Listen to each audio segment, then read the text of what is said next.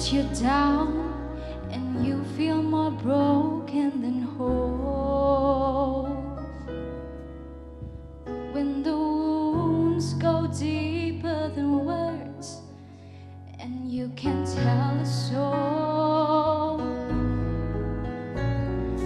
I may not know what you're going through, may not can make that high mountain move, but one thing I found that I really want you to know.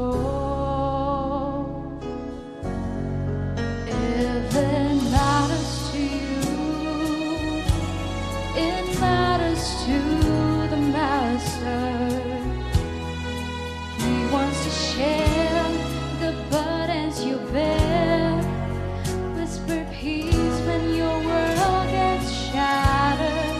If it's your greatest joy or your deepest pain, or you're really needing an answer, if it matters to you,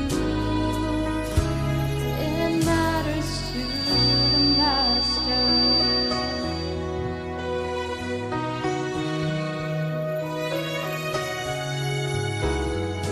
Friend, do you think the maker and giver of life is far too busy to care about your troubles and strife?